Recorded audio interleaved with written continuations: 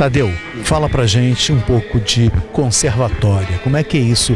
É uma cidade que respira música. E como é que a família, os amigos, como é que a tua história se cruza com o conservatório? Bom, o conservatório começa que minha mãe é de lá, né? Minha mãe é ali da região. E meu pai foi farmacêutico lá há alguns anos, quando meu tio, irmão dele, era médico.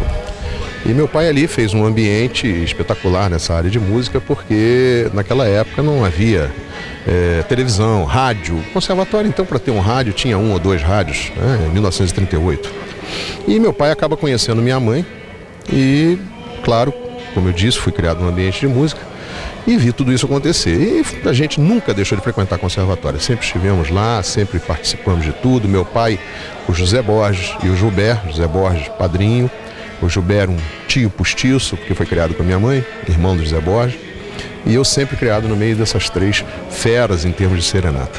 Então, aí conservatória tem algumas características mágicas, né? Você vê, por exemplo, conservatória que se tenha registro, a primeira cidade que foi projetada por um engenheiro. O conservatório é um triângulo perfeito, com uma antevisão fabulosa.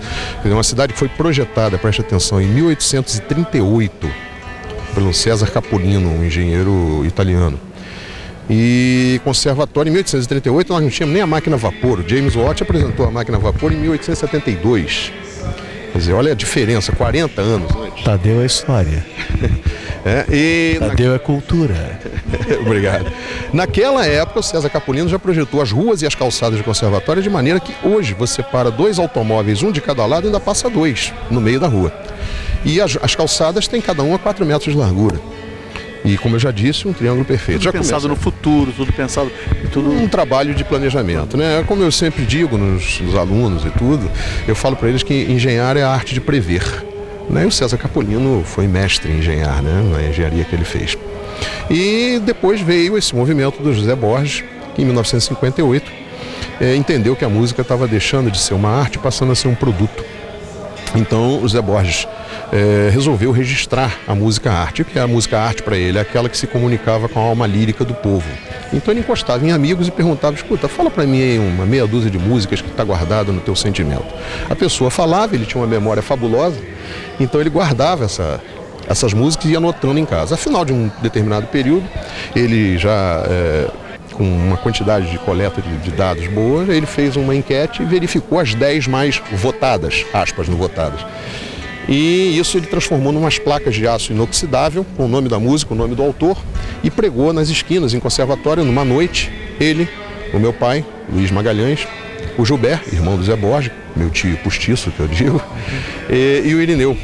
Aí começou toda essa história, da serenata. Música, da serenata, dos saraus e tudo isso. Porque, na verdade, serenata sempre se fez em cidade do interior, não é uma característica de conservatória. Sempre a cidade do interior se fez serenata, se parou para tocar, se parou para fazer sarau.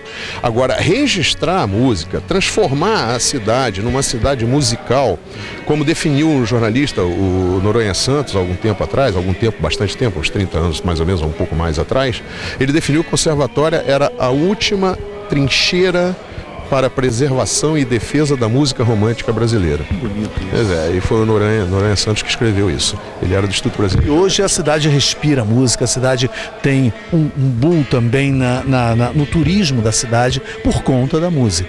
Por conta da música e do idealismo desses 3 cidadãos.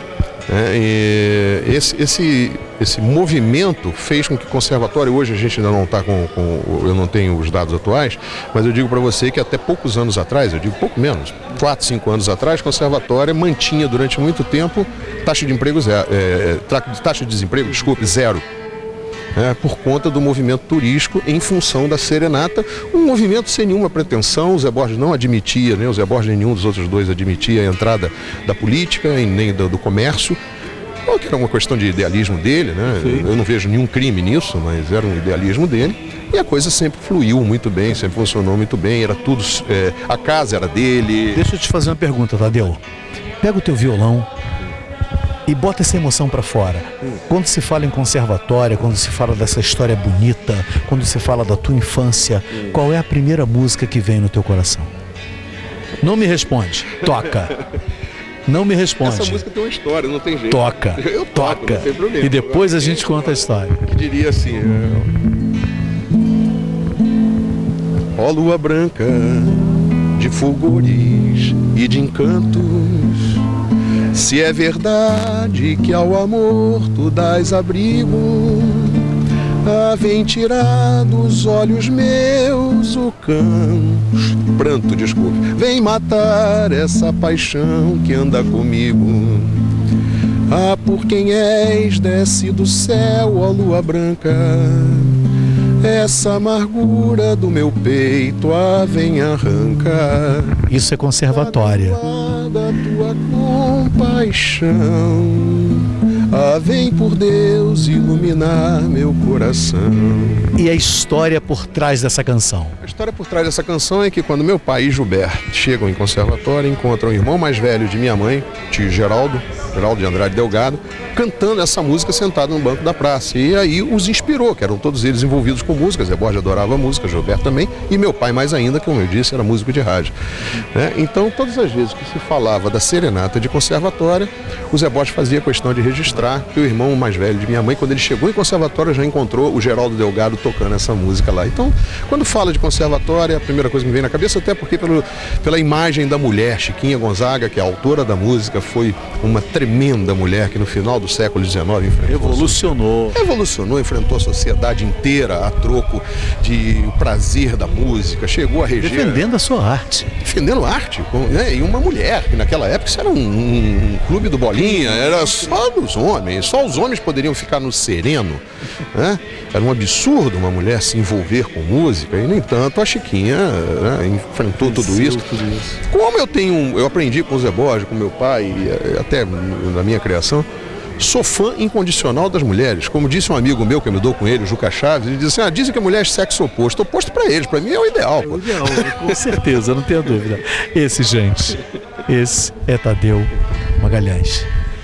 É uma história que demanda uma outra história, e uma outra história, e uma outra história. Esse é apenas um dos capítulos. Com certeza a gente vai ter outras oportunidades de contar outras belíssimas histórias ao som desse violão.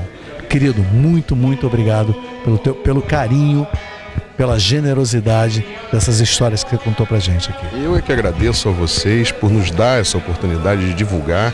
Nós não fazemos isso, quando eu digo nós, eu quero fazer referência ao colega ali, o Roberto Moreira, que está comigo, que é um violão da noite, uma pessoa extremamente simples, mas uma pessoa dedicada à música, apaixonada por música. Ele tem a vida dele já pronta na área comercial, mas está aí sempre brincando junto com a gente, sem nenhum intuito de ganhar absolutamente nada, a não ser pelo prazer de viver a música. Então, vocês nos darem uma oportunidade dessa num veículo de comunicação como o de vocês, podem ter certeza, é uma honra.